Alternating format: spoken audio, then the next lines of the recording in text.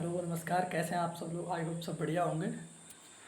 आज हम answer writing करने वाले हैं यूपी पीसीएस से रिलेटेड एक मेंस मेंस की यूपी स्पेशल से जो पेपर 5 और 6 के पेपर 6 से रिलेटिव है। और आप सभी का हार्दिक स्वागत है हमारे यूट्यूब चैनल आंसर राइटिंग में। तो मैंने आज क्वेश्चन लिया है कि उत्तर प्रदेश में पंचायती राज से जुड़ी समस्याओं का उल्लेख कीजिए। तो इसमें है उत्तर प्रदेश के पंचायती राज के बारे में थोड़ा थोड़ा इंट्रोडक्शन में मैंने बता दिया बाय द फिगर कि पंचायती राज व्यवस्था उत्तर प्रदेश में 1952 से लागू है। 58,189 ग्राम पंचायतें हैं, 821 विकास खंड हैं और 75 जिला पंचायतें हैं। इसकी समस्याएं क्या क्या हैं कि नंबर 1, वास्तविक स्वायत्तता नहीं। इनके बारे में हम आगे जैसे डिटेल में बताएंगे। अभी मैंने कीवर्ड्स सामने लिख दिए हैं कि नंबर 1, वास्तविक स्वायत्तता नहीं। जैसे हम देखते हैं उत्तर प्रदेश में जो पंचायती राज व्यवस्था है वो कहीं ना कहीं विधानमंडल से रिलेटिव है, तो वो उनमें उसकी वास्तविक स्वायत्तता नहीं है। नंबर 2, केंद्र राज्य पर अधिक निर्भरता। ये भी एक पंचायती राज में बहुत ज़्यादा कहीं ना कहीं समस्या रही है। और वित्त हस्तांतरण में देरी होती है। जैसे वित्त आता है, वित्त में घोषणा अभी हुई, बट उसका जो वित्त है वो हस्तांतरण में कहीं ना कहीं देरी होती है और देर हो जाती है, तो कहीं ना कहीं समस्याएं उत्पन्न हो जाती हैं। नंबर है क्षेत्रीय जनप्रतिनिधियों का हस्तक्षेप। जैसे मान लो वहाँ के जो विधायक होते हैं, जो वहाँ के सांसद होते हैं, तो कहीं ना कहीं जो पंचायती राज व्यवस्था से जो नीचे जैसे ग्राम पंचायत है, जो कहीं ना कहीं उसमें दखलंदाजी कर देते हैं, तो इसे उसमें जो सबसे बड़ी समस्याएं वो खड़ी हो जाती हैं। चलिए इसकी मेन बॉडी पे बात करते हैं। उत्तर प्रदेश में पंचायती राज संस्थाओं से जुड़ी प्रमुख समस्याएं निम्नलिखित हैं। मैंने पॉइंट वाइज लिखा। जैसे पंचायती राज संस्थाओं की शक्तियाँ कार्य व वित्त पोषित का उत्तरदायित्व राज्य विधानमंडलों के पास निहित होने से उन्हें वास्तविक स्वायत्तता नहीं मिल पाती है। जैसे मैंने बताया था आपको कि जो पंचायती राज संस्थाएं होती हैं उनकी जो शक्तियाँ होती हैं वो कहीं ना कहीं राज्य के जो विधानमंडल होता है उनके पास निहित होती है, और उनके पास निहित होने के कारण उन्हें वास्तविक स्वायत्तता नहीं मिल पाती है। जो मैंने अभी की फैक्टर के रूप में ऊपर मेंशन किया था कि वास्तविक स्वायत्तता नहीं थी, तो वो क्या था कि उत्तर प्रदेश में जो राज्य विधानमंडल होते हैं उनके पास इनकी शक्तियाँ निहित होने के कारण उन्हें वास्तविक स्वायत्तता नहीं मिल पाती है। उत्तर प्रदेश में पिछली कई सरकारों में पंचायती राज को अपने वोट बैंक की वृद्धि का मात्र केंद्रीय बनाकर रखा गया है। कहीं ना कहीं इससे बहुत बड़ा इफेक्ट पड़ता है। जो पंचायती राज को अपने वोट बैंक की वृद्धि का मात्र केंद्रीय समझ कर रखा है। हाँ, कुछ सरकारों ने उसमें बताया गया है। नंबर 2 कि पंचायतें वित्त को लेकर राज्य व केंद्र पर बड़ी निर्भर होती है। जैसे मैंने अभी दूसरा पॉइंट बताया था कि केंद्र और राज्य पर ज़्यादा निर्भरता। तो पंचायतें जो होती है वित्त को लेकर या फंड को लेकर जो राज्य एवं केंद्र पर ही निर्भर होती हैं, जबकि उनके पास स्वयं के स्तर पर वित्त अर्जित करने के लिए विकल्प बहुत कम और अप्रभावी होते हैं। और इस मामले में कहीं ना कहीं जो उन पर निर्भर होती, तो इस वजह से उन केंद्र और राज्य पर ज़्यादा निर्भर होने से वित्त का हस्तांतरण नहीं हो पाता है।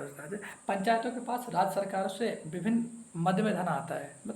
जैसे मैं कहना चाहूँ, जो पंचायतें होती हैं उनके पास राज्य सरकार से विभिन्न मद स्टेप्स में, कहीं आज वित्त की घोषणा हुई, फिर उसके बाद वित्त का हस्तांतरण काफ़ी स्टेप्स में आता है धन आता है। तो लेकिन बजट घोषणा और वास्तविक हस्तांतरण में गैप होने से समस्याएं आती हैं। जैसे मैंने अभी ऊपर बताया था कि बजट आज आया कि स्वास्थ्य पे इतना खर्च होना है, कि परिवहन पे इतना, तो शिक्षा पे इतना, तो वो घोषणा से जो रियल वास्तविक जो फंड आता है, पैसा आता है, वो कहीं ना कहीं जब ज़्यादा समय हो जाता है तो समस्याएं काफ़ी बिगड़ जाती हैं, बढ़ जाती हैं। जैसे उदाहरण के लिए कुछ बताएं तो उदाहरण के लिए उत्तर प्रदेश में स्वच्छ भारत मिशन जो ग्रामीण योजना अंतर्गत 2023-24 में 6,65,473 का जो बजट है व्यक्तिगत शौचालय निर्माण तथा 303 विकास खंडों से प्लास्टिक मैनेजमेंट का लक्ष्य पूरा करने हेतु बजट में 2288 करोड़ रुपए की व्यवस्था प्रस्तावित है। ये बजट में मेंशन किया गया है, लेकिन पिछले वर्षों के ट्रेंड को देखते हुए यह फंड सही समय पर प्राप्त नहीं हो पाता। जैसे मैंने भी बताया था कि घोषणा अभी हुई है, बजट आज प्रस्तुत पेश हो गया कि शिक्षा पे, स्वास्थ्य, जैसे अब यहाँ पर ग्रामीण विकास जो ग्रामीण विकास के लिए जो मतलब पैसा आया था व्यक्तिगत शौचालय स्वच्छ भारत मिशन ग्रामीण योजना, सॉरी माफ़ करिएगा, उसके लिए जो 6,65,473 से मतलब व्यक्तिगत शौचालय किराया। बट अब घोषणा कब हुई, अब सही मतलब फंड समय पर नहीं आ पा रहा है, तो कहीं ना कहीं वो समस्याएं खड़ी हो रही हैं।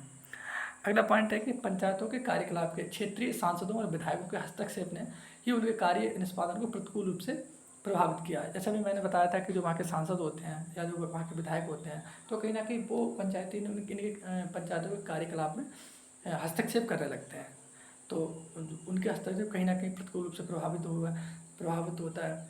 और साथ ही ब्लॉक स्तर पर प्रशासनिक अधिकारी और जनप्रतिनिधि के बीच वाद विवाद, जैसे सचिव होते हैं या जो ब्लॉक स्तर पर सचिव बैठते हैं, तो उनके कहीं ना कहीं पहले सेक्रेटरी हुआ करते थे, तो उनके जो माध्यम से जो मतलब फंड जो आता है, तो कहीं ना कहीं जो प्रधान हैं या सचिव हैं, जो आपसी मनमुटाव को लेकर कई बार ऐसी वाद विवाद से ऐसी समस्याएं हो जाती हैं, जो कि जो वित्त आवंटन में कहीं ना कहीं देरी हो जाती है।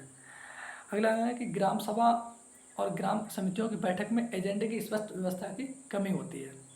जैसे मैं आपको बताऊं, जो ग्राम सभा समितियां होती हैं और जो ग्राम सभा उनमें जो बैठक होते हैं, जो उनमें एजेंडा जैसे जिस कार्य के लिए फंड आता है, तो कहीं ना कहीं स्पष्ट हर आदमी अपनी अपनी अलग तर्क देता है, तो उस जो एजेंडा होता है उसमें स्पष्ट व्यवस्था की कमी होती है और कोई उपयुक्त संरचना मौजूद नहीं होती है।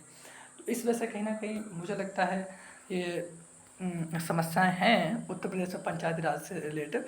तो ये मैंने एक मॉडल आंसर राइटिंग लिखने की कोशिश किया है, और तो आप इसमें देखें। और हाँ, ध्यान रहे ये जो मतलब क्वेश्चन है, मॉडल क्वेश्चन है, ये जीएस वर्ड IAS PCS जो इमरान सर वाली जो मतलब करंट अफेयर नाम से आप जानते हैं, उनके द्वारा दिया गया था, और ये मैंने खुद से लिखने की कोशिश किया है। तो देखें और बताएं इसमें क्या क्या सुधार और कौन कौन से मेंशन ऐसे पॉइंट है जो मैंने नहीं किए, जिनको करना चाहिए। देखें और बताएं। धन्यवाद, बाय बाय, टेक केयर।